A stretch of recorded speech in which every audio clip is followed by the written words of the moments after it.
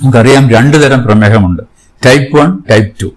ശരീരത്തിൽ നാം കഴിക്കുന്ന ഭക്ഷണത്തിൽ നിന്നുണ്ടാകുന്ന ഗ്ലൂക്കോസ് അഥവാ അന്നജം അത് ശരീരത്തിന് ഉപയോഗിക്കാൻ പറ്റാത്ത വിധത്തിൽ ആയിത്തീരുന്ന ഒരു സ്ഥിതിഗതികളാണ് പ്രമേഹം എന്ന് പറയുന്നത്. ഞാൻ നേരത്തെ പറഞ്ഞാൽ ഒരുപക്ഷെ ജന്മനാല് തന്നെ ശരീരത്തിൽ തുടങ്ങിയിരിക്കും, പക്ഷെ ഒരു കാലഘട്ടത്തിലേ അത് പുറമേക്ക് കാണുകയുള്ളൂ. അതിന് വരുന്നതിന് മുമ്പ് തന്നെ പല പല ലക്ഷണങ്ങളുണ്ട്.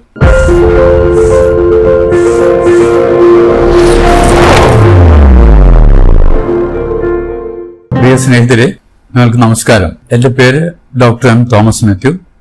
ഞാൻ കേരളത്തിലെ സീനിയർ മോസ്റ്റ് നെഫ്രോളജിസ്റ്റ് ആണ്. മെഡിക്കൽ കോളേജിൽ നിന്ന് റിട്ടയർ ചെയ്തതിനു ശേഷം ഇപ്പോൾ കോഴിക്കോട് ബേബി മെമ്മോറിയൽ ഹോസ്പിറ്റലിൽ വർക്ക് ചെയ്യുകയാണ്.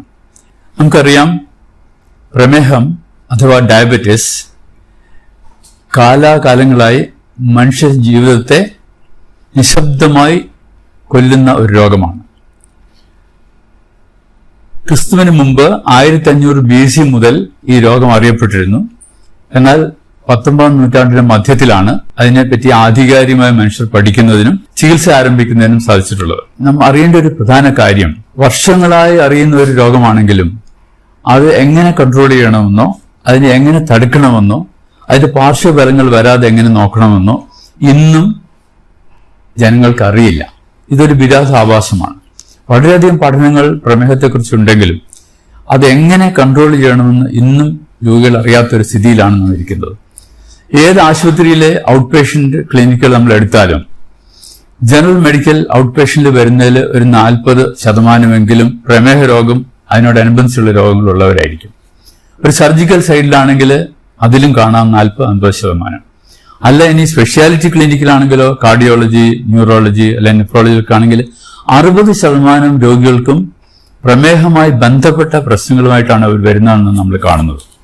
ഇതെന്തുകൊണ്ടാണ് ഇത്രയും വിദ്യാഭ്യാസവും ഇത്രയും ലോകജ്ഞാനവും ഇത്രയും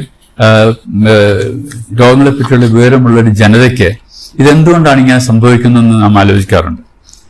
അധികം പേരും പറയും, രോഗമൊന്നുമില്ല, ഇപ്പൊ ഒരു തലവേദനയായി ഡോക്ടർ നോക്കിയപ്പം പ്രഷർ ഉണ്ടെന്ന് പറഞ്ഞു, പിന്നെ ടെസ്റ്റ് ചെയ്യുമ്പോൾ കിഡ്നിക്ക് കേടുണ്ടെന്ന് പറഞ്ഞു.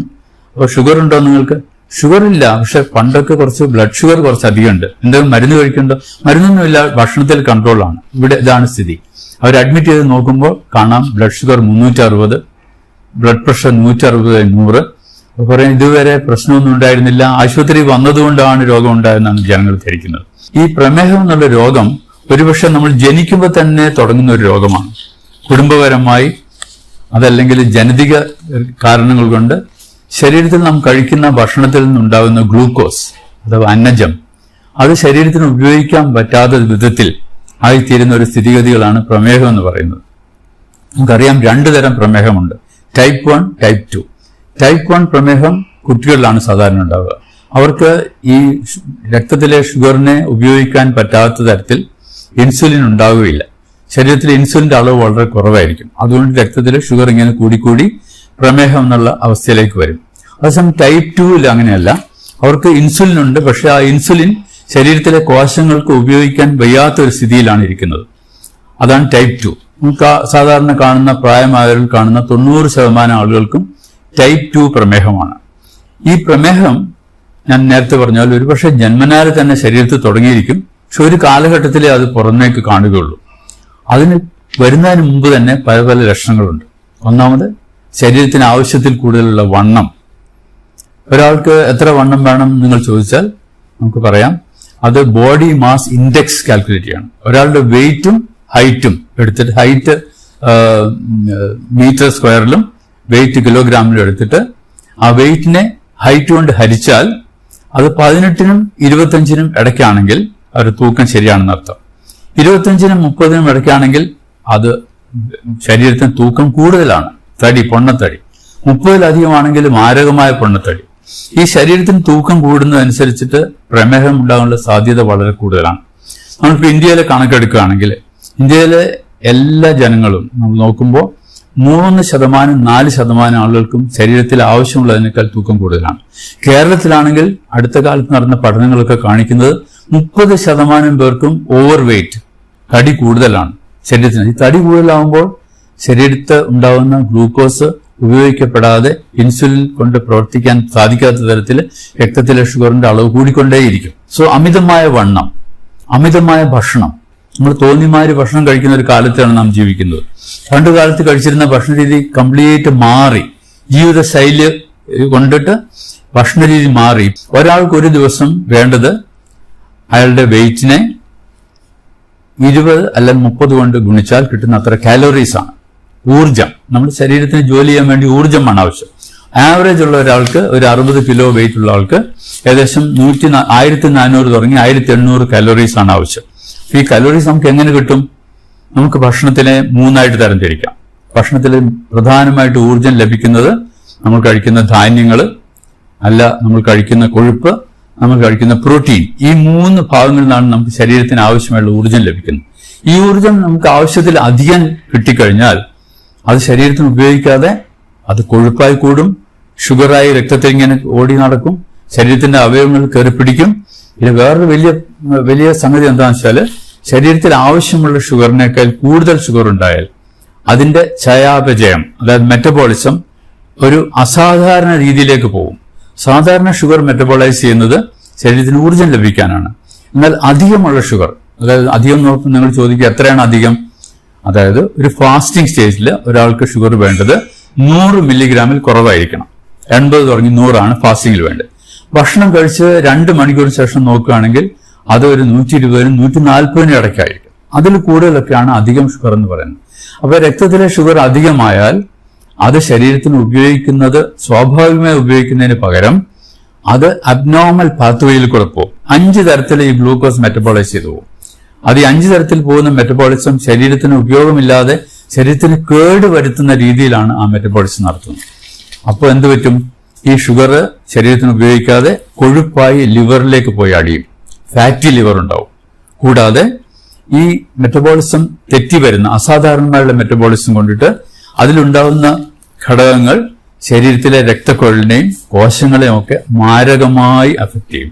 അങ്ങനെ വലിയ രക്തക്കൊഴലുകൾക്കും ചെറിയ രക്തക്കൊഴലുകൾക്കും ഒക്കെ കേടുവന്ന് കാലക്രമേണ ആ ഒരു രോഗമായി മാറുകയാണ് ചെയ്യുന്നത്. ഈ ഷുഗർ കൂടിയുണ്ട്. ആവശ്യത്തിലധികം ഷുഗർ ശരീരത്തിലുണ്ടായാൽ അത് ശരീരത്തിന് ദോഷമാണ് എന്നുള്ള വാസ്തവം നമ്മൾ എപ്പോഴും അറിഞ്ഞിരിക്കും. ഷുഗർ കുറയ്ക്കുന്നത് ശരീരത്തിന് ആവശ്യമുള്ള ഊർജം കിട്ടാൻ വേണ്ടി മാത്രമുള്ള ഭക്ഷണം കഴിക്കുക. ഇപ്പോൾ ഒരു 1600 കാലറി വേണമെങ്കിൽ അത് ഒരു 3 തവണയായിട്ട് അത് ഡിവൈഡ് ചെയ്യണം. രാവിലെ ഒരു 350-400 കലോറി, രാത്രി അതുപോലെ 350-400 കലോറി, ഉച്ചയ്ക്ക് അതിന് ബാക്കിയുള്ള ഭക്ഷണം ക്രമീകരിക്കാൻ ലോക ആരോഗ്യ സംഘടനയും ഡയബറ്റിക് അസോസിയേഷനും ഒക്കെ കൂടി തീരുമാനിച്ചിരിക്കുന്ന ഒരു ഫുഡ് പ്ലേറ്റ് ഉണ്ട്. ആ ഫുഡ് പ്ലേറ്റ് എന്ന് പറഞ്ഞാൽ നമ്മൾ സാധാരണ ഒരു പ്ലേറ്റ് എടുത്താൽ അത് 4 നമ്മൾ ഡിവൈഡ് ചെയ്യണം, മാനസികമായി ഡിവൈഡ് ചെയ്യണം. അതിന്റെ പകുതി ഭാഗം പച്ചക്കറികൾ മാത്രമേ പാടുള്ളൂ.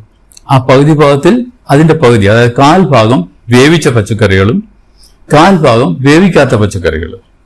അപ്പൊ 1/2 ഭാഗം അങ്ങനെ പോയി. മറ്റേ 1/2 ഭാഗത്ത് അതിന്റെ 1/4 ഭാഗത്തിൽ പ്രോട്ടീൻ അടങ്ങിയ സംഗതികൾ, അത് ഒന്നില് പയറ്, കടല, പരിപ്പ്, അല്ലെങ്കിൽ മീനോ അല്ലെങ്കിൽ മുട്ടയോ അതല്ലെങ്കിൽ ഇറച്ചിയോ. അതിന്റെ മറ്റേ 1/4 ഭാഗത്ത് ധാന്യങ്ങൾ, അതായത് 1 കപ്പ് ചോറ് അല്ലെങ്കിൽ 1 ചപ്പാത്തി അല്ലെങ്കിൽ 1 ദോശ അല്ലെങ്കിൽ 2 ഇഡ്ഡലി. അപ്പോൾ ആ ഫുഡ് പ്ലേറ്റിൽ അടങ്ങുന്ന സാധനം മെജോറിറ്റി പച്ചക്കറികളാണ്.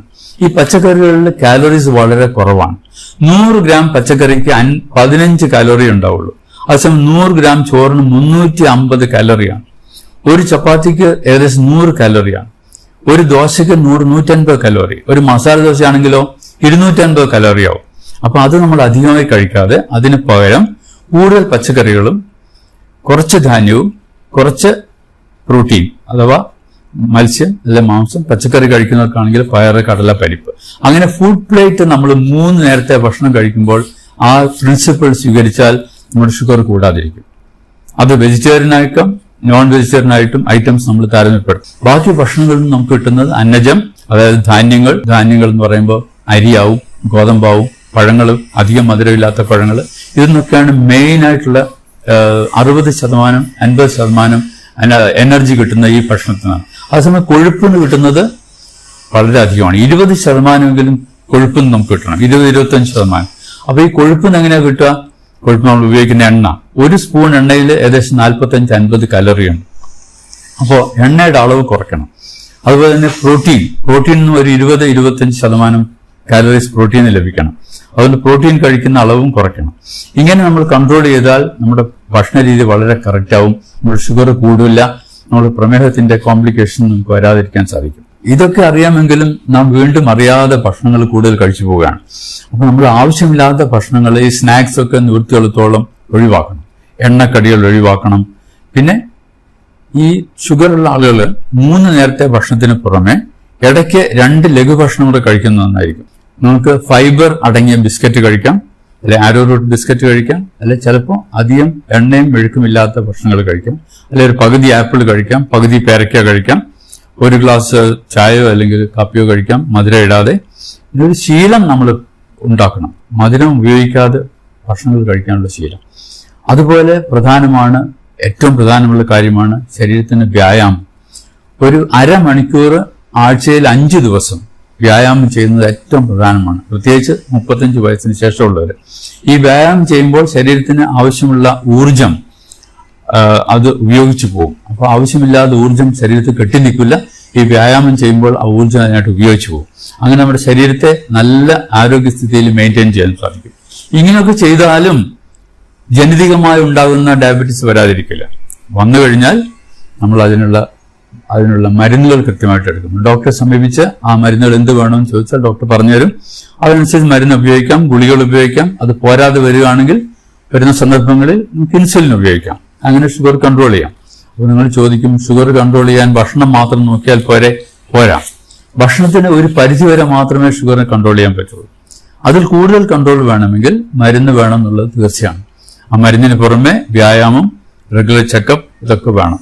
ആഴ്ചയിൽ 1 പ്രാവശ്യമെങ്കിലും രക്തത്തിലെ ഷുഗർ ടെസ്റ്റ് ചെയ്യണം. അതനുസരിച്ചിട്ട് മരുന്നുകളുടെ അളവ് വ്യത്യാസപ്പെടുത്താം. അതുകൊണ്ട് ഈ പ്രമേഹം കൊണ്ടിട്ട് ബാക്കി കോംപ്ലിക്കേഷൻ വരാതെ നമ്മൾ ശ്രദ്ധിക്കണം. ശരീരത്തിന്റെ എല്ലാ അവയവങ്ങളെയും, എല്ലാ ഭാഗങ്ങളെയും, ആന്തരിക ഭാഗങ്ങളെയും ബാഹ്യമായിട്ടുള്ള ഭാഗങ്ങളെയും മുഴുവൻ മാരകമായി പിടിക്കുന്ന ഒരു രോഗമാണ് പ്രമേഹം. പക്ഷെ ഒരാൾക്ക് ഇതെല്ലാം വരണമെന്നില്ല. ചില ആളുകൾക്ക് ഒരു പക്ഷേ കിഡ്നിയുടെ രോഗമായിരിക്കും കൂടുതൽ, വേറൊരാൾക്ക് ഹൃദയരോഗത്തിനായിരിക്കും കൂടുതൽ, വേറൊരാൾക്ക് ഞരമ്പിന്റെ രോഗമായിരിക്കും കൂടുതൽ. അപ്പോൾ ആർക്കാണ് എന്താണ് വരിക എന്നുള്ളത് നമുക്ക് തീർച്ചപ്പെടുത്താൻ പറ്റില്ല. പക്ഷെ ഒരു കുടുംബത്തിൽ ഒരു വ്യക്തിക്ക് ഷുഗർ വന്നിട്ട് കിഡ്നി സംബന്ധിച്ച രോഗമുണ്ടെങ്കിൽ മറ്റു ആളുകൾക്കും ആ രോഗം വരാൻ, കിഡ്നി സംബന്ധിച്ചുള്ള രോഗം വരാൻ സാധ്യതയുണ്ടെന്ന് നാം അറിഞ്ഞിരിക്കണം. അതുപോലെ തന്നെ ഒരാൾക്ക് കാലില് ഞരമ്പിന് കേടുവന്ന് ഒരു വിരൽ മുറിക്കുകയൊക്കെ ചെയ്യേണ്ടി വന്നാൽ നമ്മിങ്ങനെ ആളുകളെ കാണാറുണ്ട്. അവരുടെ കുടുംബത്തിലുള്ള മറ്റാളുകൾക്കും ഇങ്ങനെ വരാൻ സാധ്യതയുണ്ടെന്ന് നാം അറിഞ്ഞിരിക്കണം. ഇപ്പോൾ ഉള്ള കണക്കനുസരിച്ചിട്ട് നമ്മുടെ ലോകത്തിലെ ഇന്ത്യ രാജ്യത്തിനാണ് 2ാം സ്ഥാനം ഷുഗറുള്ള ആളുകളുടെ. ആ ഇന്ത്യ രാജ്യത്തിൽ തന്നെ കേരളത്തിലാണ് 1ാം സ്ഥാനം. ഇതെന്തുകൊണ്ട് ഇങ്ങനെ വരുന്നു എന്നുള്ളതിന് ഒരുപാട് പഠനങ്ങളുണ്ട്. ഒരുപക്ഷെ നമ്മുടെ ജനിതക മാറ്റം കൊണ്ടായിരിക്കാം, അല്ലെങ്കിൽ നമ്മുടെ ജീവിത ശൈലി മാറ്റങ്ങൾ കൊണ്ടായിരിക്കാം, അല്ലെങ്കിൽ അടുത്ത കാലങ്ങളിലുണ്ടായ ഫുഡ് ഹാബിറ്റ്സിന്റെ മാറ്റങ്ങൾ കൊണ്ടായിരിക്കാം. അപ്പോൾ ഇങ്ങനെ വരുന്ന ഷുഗർ ഭാവിയിൽ ഈ ഇൻസുലിനൊക്കെ ഉള്ളത് കൊണ്ട് ജീവിത ദൈർഘ്യം കൂടും. ജീവിത ദൈർഘ്യം കൂടുന്തോറും ഈ രോഗത്തിന്റെ കോംപ്ലിക്കേഷൻസ് കൂടുതൽ വന്നുകൊണ്ടിരിക്കുകയാണെന്ന് നാം മറക്കരുത്. അപ്പോൾ കോംപ്ലിക്കേഷൻ വരാതിരിക്കണമെങ്കിൽ കൃത്യമായി നമ്മൾ ഇതൊക്കെ നോക്കി വെച്ചിരിക്കണം. ഏതൊരു പ്രായം ആയ ആളും, 30 വയസ്സിന് കഴിഞ്ഞ ആളും വർഷത്തിൽ ഒരിക്കലെങ്കിലും അവരുടെ ബ്ലഡ് ഷുഗർ നോക്കണം. ബ്ലഡ് ഷുഗർ നോക്കുമ്പോൾ അത് വേണ്ടതിലധികമാണെന്ന് കണ്ടാൽ തീർച്ചയായും ഡോക്ടറെ സമീപിച്ച് അവരുടെ വെയിറ്റ് മനസ്സിലാക്കണം. വെയിറ്റ് അനുസരിച്ചിട്ട് അത് ക്രമീകരിക്കണം, ഭക്ഷണ രീതി ക്രമീകരിക്കണം. നമ്മൾ ഒന്ന് രണ്ട് നമ്പേഴ്സ് ഓർത്തിരിക്കുന്ന എപ്പോഴും നല്ലതാണ്. Number 30, number 40, number 70, number 80, number 90. നമ്മൾ ചോദിക്കുന്നത് എന്താ നമ്പർ? നമ്പർ 40 എന്ന് പറഞ്ഞാൽ ആണുങ്ങളുടെ കഴുത്തിന്റെ ചുറ്റളവാണ്. കഴുത്തിന്റെ ചുറ്റളവ് 40 കൂടിയാൽ പ്രമേഹം വരാനുള്ള സാധ്യത കൂടുതലാണ് ചുരുക്കം. അത് സ്ത്രീകൾക്കാണെങ്കിൽ 30 കൂടുതലാണെങ്കിൽ അതും പ്രമേഹം വരാൻ സാധ്യതയാണ്. പിന്നെ നിങ്ങൾ ചോദിക്കുക എന്താ 70% ആളുകൾക്കും പ്രമേഹമുള്ളവർക്ക് കോംപ്ലിക്കേഷൻസ് വരും. അപ്പോൾ ഒരു പ്രമേഹമുള്ള ആൾക്ക് കോംപ്ലിക്കേഷൻ ഉണ്ടാകാൻ സാധ്യത വളരെ കൂടുതലാണെന്ന് ഓർക്കണം. 80 എന്താ? 80 എന്ന് പറഞ്ഞാൽ നമ്മുടെ വയറിന്റെ ചുറ്റളവ്, പുക്കിളിന്റെ സൈഡിൽ കൂടി വയറിന്റെ ചുറ്റും ഒന്ന് മെഷർ ചെയ്താൽ 80 സെന്റിമീറ്റർ സ്ത്രീകൾക്കും 90 സെന്റിമീറ്റർ ആണുങ്ങൾക്കും. അത് കൂടുതലാണെങ്കിൽ അവർക്ക് പ്രമേഹം ഉണ്ടാകാനുള്ള സാധ്യത വളരെ കൂടുതലാണ്. അവരുടെ തടി വളരെ കൂടുതലാണെന്ന് ഓർക്കണം. 90 കൂടുതലുള്ള പുരുഷന്മാരും 80 കൂടുതലുള്ള സ്ത്രീകളും വളരെ വളരെ വളരെ ശ്രദ്ധിക്കണം. അത് കുറയ്ക്കുന്നത് നമ്മുടെ ഭക്ഷണത്തിൽ കൂടിയും എക്സസൈസിൽ കൂടിയും ഒക്കെയാണ്. അതിന് ബുദ്ധിമുട്ടുള്ള കാര്യമല്ല. കൂടാതെ വേറെ ചില നമ്പേഴ്സ് നമ്മൾ ഓർക്കണം. രക്തസമ്മർദ്ദം, പ്രമേഹം ഒക്കെ കൂട്ടാളികളാണ്, ഒരുമിച്ചാണ് അവർ പോവുക. 30 വയസ്സ് കഴിഞ്ഞാൽ തീർച്ചയായും രക്തസമ്മർദ്ദം നമ്മൾ നോക്കിയിരിക്കണം. അതൊരു നിശബ്ദ കൊലയാളിയാണ്. യാതൊരു സൈൻസും സിംറ്റം ഇല്ലാതെ പെട്ടെന്ന് ഒരു ദിവസം ബ്രെയിൻ അറ്റാക്ക് വരും, അല്ലെങ്കിൽ ഹാർട്ട് അറ്റാക്ക് വരും, അല്ലെങ്കിൽ കിഡ്നി ഫെയിൽ ചെയ്യും. അപ്പോഴാണ് അറിയുന്നത് പ്രഷർ 200/120 ആണെന്നുള്ള കാര്യം. നോർമലായിട്ട് ഒരാൾക്ക് 140/80 ബ്ലഡ് പ്രഷർ. അതിൽ കൂടുതലുണ്ടെങ്കിൽ അതിന്റെ കാരണം എന്താണെന്നും അതിന്റെ ട്രീറ്റ്മെന്റ് എന്താണെന്നും നമ്മൾ തീരുമാനിക്കും. ഇപ്പൊ ആശുപത്രിയിൽ പോകുമ്പോൾ നമ്മൾ കാണുന്ന രോഗികൾ വരും. അപ്പോൾ ഡോക്ടറെ, എനിക്ക് കാല് വേദനയാണ്, മുട്ടുവേദനയാണ്, കാല് തരിപ്പുണ്ട്, അത് നിങ്ങൾക്ക് വേറെ എന്തെങ്കിലും അസുഖം ഉണ്ടോ എന്ന് ചോദിച്ചാൽ അസുഖമൊന്നും ഇല്ല എന്ന് പറയും. പിന്നെ ചോദിച്ചു വരുമ്പോഴാണ് തരുന്നത് 20 വർഷമായിട്ട് പ്രമേഹ രോഗമുണ്ട്, 15 വർഷമായിട്ട് രക്തസമ്മർദ്ദമുണ്ട് എന്ന് അവർ പറയുന്നു. ഒരു 50 വർഷമായ രോഗികളെ കണ്ട് പരിചയമുള്ള എനിക്ക് നിങ്ങളോട് പറയാനുള്ള ഒരു പ്രധാന കാര്യം അതാണ്. ഡോക്ടർമാരെ സമീപിക്കുമ്പോൾ നിങ്ങളുടെ രോഗത്തിന്റെ മുമ്പുകൂട്ടിയുള്ള വിവരങ്ങൾ തീർച്ചയായും പറഞ്ഞിരിക്കണം. അതല്ലെങ്കിൽ ചികിത്സ തെറ്റും, മരുന്ന് തെറ്റും, ഡോക്ടർ കൺക്ലൂഷൻ തെറ്റിപ്പോകും. അത് നിങ്ങൾക്ക് തന്നെ ബുദ്ധിമുട്ടാവും. അപ്പൊ അവനവർക്കുള്ള രോഗത്തെപ്പറ്റി നാം അറിഞ്ഞിരിക്കണം. അത് മറ്റുള്ള ഡോക്ടർമാരടുത്ത് പറയാൻ മടി കാണിക്കരുത്. ഡോക്ടർ ഇങ്ങനെ ചോദിച്ച് സമയം എടുത്തിട്ട് കണ്ടുപിടിക്കുന്ന ഒരു കാര്യമല്ല. നമ്മുടെ രോഗത്തെപ്പറ്റി, നമ്മുടെ ശരീരത്തിന്റെ സ്ഥിതിയെപ്പറ്റി നമ്മൾ എപ്പോഴും ബോധവാന്മാരായിരിക്കണം. പിന്നെ നാം അറിയണം, ഈ പ്രമേഹം എത്ര സൂക്ഷിച്ചാലും കുറച്ച് കൂടുതലായി വരുന്ന രോഗമാണ്. 60% ആളുകൾക്കും കിഡ്നി രോഗം ആയി മാറാം. കിഡ്നി രോഗം പ്രമേഹത്തിന്റെ കൂടെ വരാം. Diabetic nephropathy. 50% ആളുകൾക്കും ഹാർട്ട് ഡിസീസ് വരാം.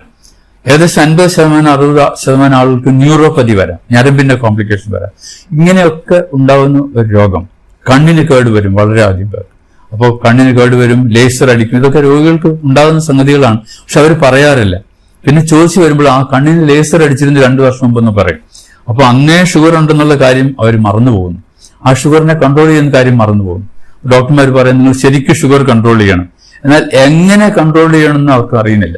ഭക്ഷണത്തിൽ ക്രമീകരിക്കുക, എക്സസൈസ് ചെയ്യുക, വെയിറ്റ് കുറയ്ക്കുക, ഈ പ്രധാന കാര്യങ്ങളെല്ലാം നമ്മൾ സൂക്ഷിച്ചാൽ കൂടുതൽ കോംപ്ലിക്കേഷൻ ഇല്ലാതെ ഡയബറ്റീസിനോട് കൂടി ഒരു സുഗമമായ ജീവിതം നയിക്കാൻ സാധിക്കും. നമുക്ക് മനസ്സിലായെന്ന് കരുതുന്നു. Thank you very much.